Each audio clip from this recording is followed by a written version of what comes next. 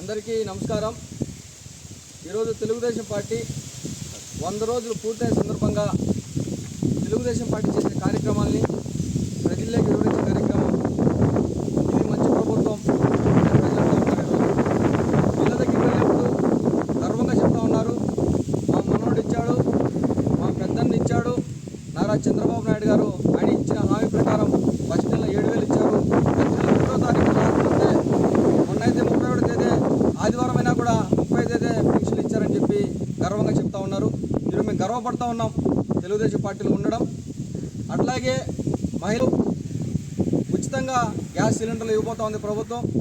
ఈ 100 రోజుల్లో డిఎస్సి 16,500 పోస్టులు డిఎస్సి వదిలిన పరిస్థితి తెలుగుదేశం పార్టీలో ఉంది.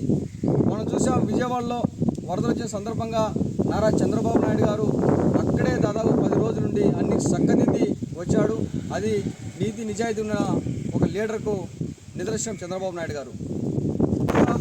ఎవరైతే తిరుమలలో లడ్డును అప్రవిత్తం చేసినటువంటి వారిని ఖచ్చితంగా శిక్షిస్తేనే హిందూ ధర్మం నిలబడుతుంది, వెంకటేశ్వర స్వామి పైన ప్రజలకు నమ్మకం కలుగుతుందని చెప్పి ఈ సందర్భంగా తెలియజేస్తా ఉన్నాం.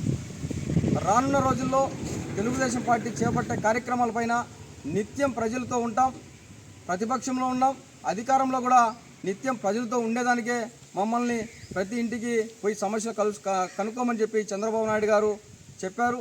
ఈరోజు ఆడపూర్లోని 89వ బూత్లో